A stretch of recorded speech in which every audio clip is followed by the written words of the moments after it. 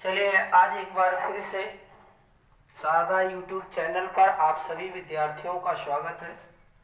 आज हम लोग क्लास 10th की फिजिक्स में combination of register in bracket of resistance in series and parallel इसी हेडिंग के बारे में स्टडी करेंगे। सबसे पहले हम लोग बात करेंगे कि रजिस्टर में जो इन सीरीज है, उसके बाद हम लोग पैरेलल देखेंगे। हेडिंग देखिए, combination of register, combination of register, इसी रजिस्टर को हम लोग इन ब्रैकेट में रेजिस्टेंस के नाम से जानते हैं। कॉम्बिनेशन ऑफ रजिस्टर और उसके बाद ब्रैकेट में आपने यहां लिख दिया रेजिस्टेंस, सीरीज एंड पैरेलल। ये हमारी हेडिंग है। इसमें दो हेडिंगें दी गई हैं, पहला आपका सीरीज है और दूसरा आपका पैरेलल है। सीरीज में हम लोग सबसे पहले हेडिंग डालेंगे कि रजिस्टर, ये ए पार्ट है रजिस्टर, उसके बाद रेजिस्टेंस, इसको हम लोग जानते हैं, रेजिस्टेंस के नाम से भी जानते हैं। पढ़ने किस हेडिंग के बारे में है? इन सीरीज, यानी सीरीज के बारे में हम लोगों को पढ़ना है। तो सबसे पहली बात हम लोग जानेंगे कि रजिस्टर को हम लोग इसी फॉर्म में डिनोट करते हैं। सपोज कर लीजिए कि इसके 2 पॉइंट्स हैं, पहला ए है और दूसरा आपका बी पॉइंट। इसमें रजिस्टर को हम लोग R1 और R2 R3 से रिप्रेजेंट करते हैं। ध्यान रहे, इसमें एक और बात है, हमने आपको बताया था कि इसमें जो करंट होता है ऑलवेज सेम होता है। करंट इसमें जो फ्लो करेगी वो हमेशा सेम होगी, यानी करंट ऑलवेज सेम। इसमें करंट जो होगी हमेशा सेम होगी, लेकिन जो इसका पोटेंशियल डिफरेंस होता है वो डिफरेंट होता है। ध्यान रहे, करंट को हम लोग I से रिप्रेजेंट करते हैं और पोटेंशियल डिफरेंस को हम लोग B से रिप्रेजेंट करते हैं। तो जो पोटेंशियल डिफरेंस है वो हमेशा डिफरेंट होता है। ये आपका पोटेंशियल डिफरेंस डिफरेंट रहता है। तो करंट इसमें I फ्लो कर रही है, पोटेंशियल डिफरेंस डिफरेंट होगा।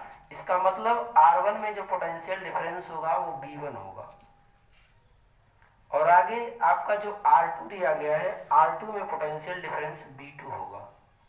इसके बाद यही प्रक्रिया आपकी तीसरे वाले में भी होगी, इसको हम लोग B3 के नाम से जानेंगे। और करंट आपके यहाँ दिखाया जा रहा है कि ये जो करंट ऑलवेज सेम होगा। इसका मतलब कि ये कैसा, ये मान लीजिए फिगर आपका ये है, सपोज करिए कोई दूसरा एक और रेजिस्टेंस जिसको हम लोग RS के नाम से जानते हैं, और टोटल इसका जो पोटेंशियल है वो क्या है? V है। या इसी को हम लोग ऐसा भी कह सकते हैं, इसके बीच में टोटल पोटेंशियल जो है उसको B से हम लोग रिप्रेजेंट करेंगे। तो सबसे पहले हम लोग जान गए डायग्राम में कि इस सीरीज कॉम्बिनेशन में I जो करंट जो है ऑलवेज सेम होगी, और इसका जो रेजिस्टेंस है वो R1 R2 R3 होगा। उस समय इसका पोटेंशियल डिफरेंस B1 B2 और B3 होगा। देखिए डिफिनीशन में कॉन्सेप्ट पे आप जाइए कि current always same, second case पर पोटेंशियल डिफरेंस डिफरेंट। इसका मतलब पोटेंशियल डिफरेंस आपका डिफरेंट होगा और करंट सेम होगी। R1 R2 R3 आपको रजिस्टर दिए गए हैं। तो सबसे पहले हम लोग प्रूफ अगर करते हैं तो सपोज करेंगे कि लेट R1 R2, यहां हम लोग प्रूफ लिख ले रहे हैं, लेट R1 R2 कमा या एंड R3 आर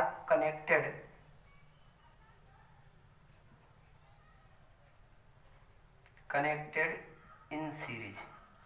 तो R1 R2 R3 जो आपके यहाँ दिया गया है ये रेजिस्टेंस है, रेजिस्टेंस कनेक्टेड इन, यहाँ लिख दीजिए resistance connected in series R1 R2 and R3 resistance R connected in series, यानी ये सीरीज में क्या किए हैं, कनेक्ट किए गए हैं R1 R2 और R3।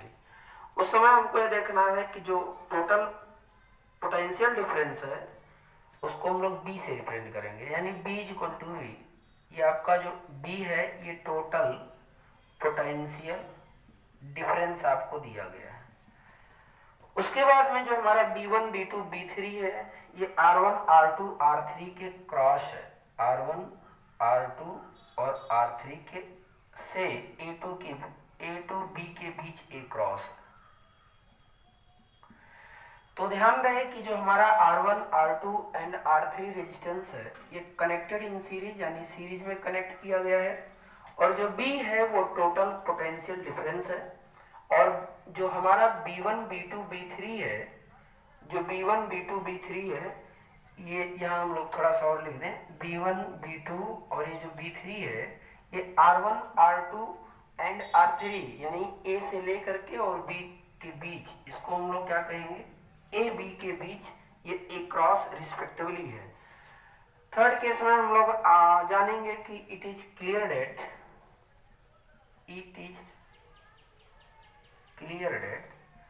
क्या सोचेंगे। देखिए आपको एक छोटी सी बात बता दें इसमें कि जब R1 हमारा दिया गया है, जैसे मान लीजिए हमने ये रेजिस्टेंस R1 ले लिया, तो उस समय हमारा करंट जो है वो I है, क्योंकि करंट ऑलवेज सेम, करंट इसमें सेम रहेगा, और हमारा पोटेंशियल डिफरेंस वो क्या है, B1 है।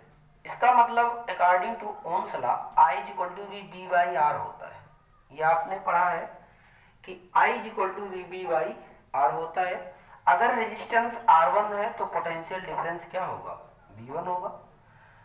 फिर हम लोग बात करते हैं कि अगर ये पोटेंशियल डिफरेंस B1 हो गया तो I1 ये पहले के लिए हो गया, वही काम दूसरे वाले के लिए भी। तो दूसरे वाले में हम लोग क्या करेंगे, उसी चीज को B2 अपॉन क्या कर देंगे, R2 करेंगे। तीसरे वाले के लिए B3 अपॉन R3। ये इसी तरीके से हम लोग बनाएंगे इसको। तो ये हमारा पैरेलल में हो जाता है I1, उसके बाद हम लोग I2 कहते हैं, तो ये B हमारा फिक्स हो जाता है उस समय। ये पैरेलल कॉन्सेप्ट के लिए है। लेकिन हम लोग पढ़ क्या रहे हैं, सीरीज। तो सीरीज में हम लोग एक बार फिर से देख लें कि जब हमारा B1, अभी हमने बताया था कि अगर ये रेजिस्टेंस आपका R1 है तो उस समय पोटेंशियल डिफरेंस जो होगा वो क्या होगा, B1 होगा। अगर ये B1 होगा तो हम लोगों को फिर इसको कैसे जांच करनी है ये देखेंगे।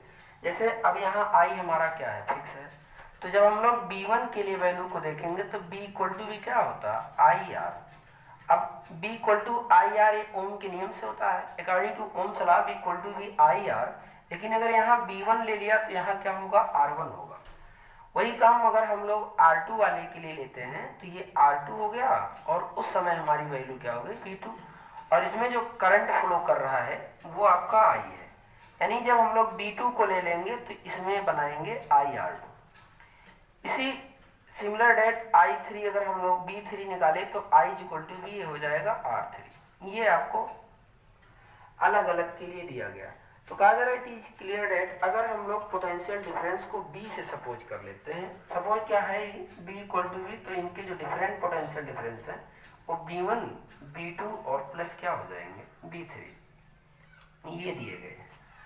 अब हमने इसमें देखा था कि ये B1 B2 और B3 एक और बना लीजिए, ये हो गया R3, ये हो जाएगा आपका B3, और इसमें करंट क्या है, फिक्स है।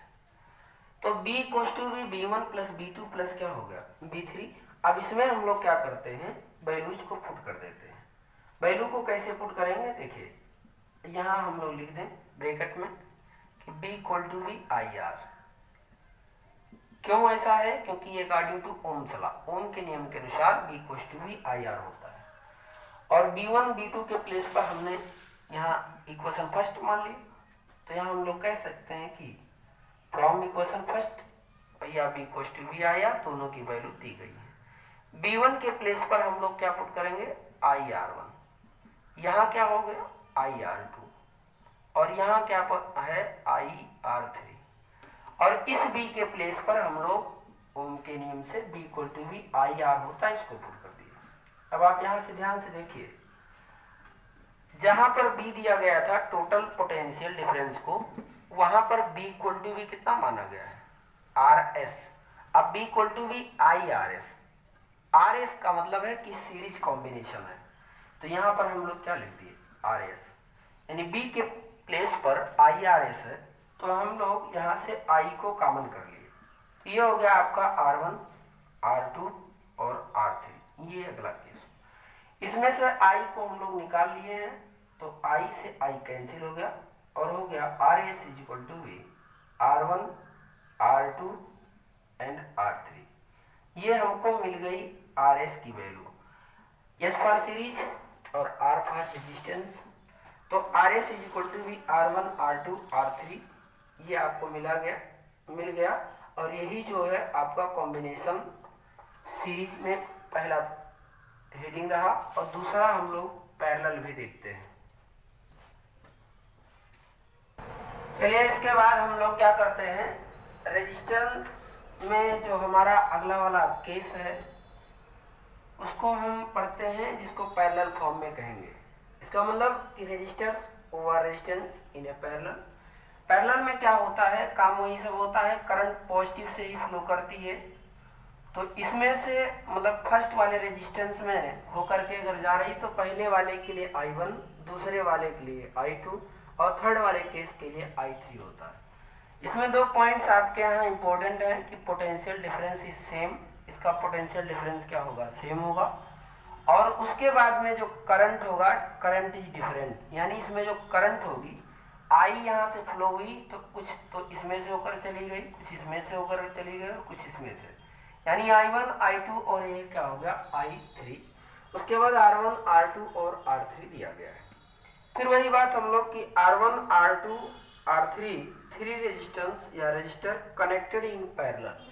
फिर सपोज कर लिया हम लोगों ने कि जो R1 R2 उसके बाद R3, ये जो तीनों दिए गए हैं रेजिस्टेंस, ये किस फॉर्म में है, तो ये कनेक्टेड है किसमें, इन पैरेलल, यानी थ्री रेजिस्टर्स, ऐसे कहेंगे हम लोग कि three resistors are connected in a parallel form. ये किसमें है, ऐसे लिखो PARALLEL। ये R1 R2 R3 ये पैरेलल में कनेक्ट किए गए हैं। दूसरी बात, इसमें जो भी पोटेंशियल डिफरेंस है वो अक्रॉस पॉइंट किसके है, ए और बी के। बी जो इसका पोटेंशियल डिफरेंस है, पोटेंशियल डिफरेंस है वो किसके है, ए टू बी, यानी ए टू बी के अक्रॉस है। उसके बाद हम लोग जानते हैं कि जो इसका आई है करंट, जिसको आई को करंट बोलते हैं, और ये करंट का नाम जो है ये टोटल करंट है। तो total current flowing between the point A to B, ये टोटल करंट, ये टोटल करंट हो गया। ये ए टू बी के बीच में ही फ्लो करती है, यानी ए से बी के बीच ही फ्लो करेगी। उसके बाद में हम लोग इसमें समझते हैं कि I1 I2 I3 जो है डिफरेंट आपके I2 I3 दिए गए हैं, यानी I1 I2 I3 ये किसके क्रॉस हैं, तो रेजिस्टेंस R1 R2 और किसके R3 के। ये आपको 3 पॉइंट दिए गए, I1 I2 I3 ये जो है ये current flowing through R1 R2 R3 के रिस्पेक्टिवली है। ये जो करंट फ्लो कर रही है किसमें, I1 I2 और उसके बाद में I1 I2 I3 R1 R2 और R3। तो I1 I2 I3 equals to भी आपने इसको क्या मान लिया कि R1 R2 R3 में एक क्या हो रही है, करंट फ्लो हो रही है। ये करंट R1 R2 R3 में फ्लो हो रही है। कैसे फ्लो हो रही है वो आप अभी देखेंगे। उसके बाद लिखेंगे कि it is clear that, it is clear that क्या I इक्वल टू भी इसके डिफरेंट I1 I2 I3 दिए गए हैं, ये इसका सम I है। अब हमने भी आपको बताया था कि अगर करंट इसमें डिफरेंट है, तो इसका मतलब I1 के लिए हम लोग क्या कहेंगे, B1 और अपान आपका होगा B अपान R, यानी कि पोटेंशियल डिफरेंस इसमें क्या होगा, सेम। अब पोटेंशियल डिफरेंस सेम होगा, इसका मतलब B कभी चेंज नहीं होगा। I1 के लिए R1 इक्वेशन आपका फर्स्ट इसको बना दिया जाए। अगर I2 हम लोग देखेंगे तो B अपान क्या होगा, R2। I3 की बात करते हैं तो B अपान आपका R3, ये इक्वेशन फर्स्ट हो गया। अब हम लोग कहेंगे फ्रॉम इक्वेशन फर्स्ट, उसके बाद एक डायग्राम और आप देखिए, जो आरपी है, P for parallel, R for resistance, उस समय हमारा टोटल डिफरेंस कितना दिया गया है, पोटेंशियल डिफरेंस क्या है, वो आपका बी है। तो गाड़ी में है, तो इसमें है it is clear that I equal to B I1 plus I2 plus I3 दिया गया था, और इसी कंडीशन में आपके यहाँ पैरेलल में आरपी ये दिया गया है। इसका मतलब आई के प्लेस पर ओम के लॉ से हम लोग B equal to V I R suppose करते थे, I को निकाल लिया तो B बाई आर, और इसमें B क्या है, फिक्स है, यानी पोटेंशियल डिफरेंस ही सेम, पोटेंशियल डिफरेंस क्या है, सेम है। तो यहाँ पर हम लोग इसको क्या यूज करेंगे, इस समय हम लोग देख लें कि इस पर हम लोग I equal to V by R कर रहे हैं, यानी I1 के लिए हमारी वैल्यू क्या हो गई, B अपान R1, अगला हो गया B अपान R2, और अगला हो गया B अपान R3। अब हम I जो ये टोटल करंट दिया गया है उसके प्लेस पर हमारा B बाई आर, इससे हुआ RP, और उसके बाद में हम लोग यहाँ इसका मतलब RP ही लिखा जाए। अब B को ऊपर से हम लोगों ने कॉमन कर लिया न्यूमरेटर से, तो R1 प्लस R2 और प्लस कितना हो गया, R3। इसके बाद B अपान कितना हो गया है, RP है, B से B cancel, 1 upon RP equal to भी 1 अपान R1, 1 अपान R2 और ये 1 अपान R3। ये प्रूफ हो गया। उसके बाद हम लोग कह सकते हैं कॉम्बिनेशन ऑफ ए पैरेलल, ये कैसा कॉम्बिनेशन है, पैरेलल का है, तो ये पैरेलल कॉम्बिनेशन हो गया, इसके पहले वाली सीरीज कॉम्बिनेशन हो गई। आज के लिए इतना ही, फिर से मिलेंगे, धन्यवाद, हैप्पी दिवाली।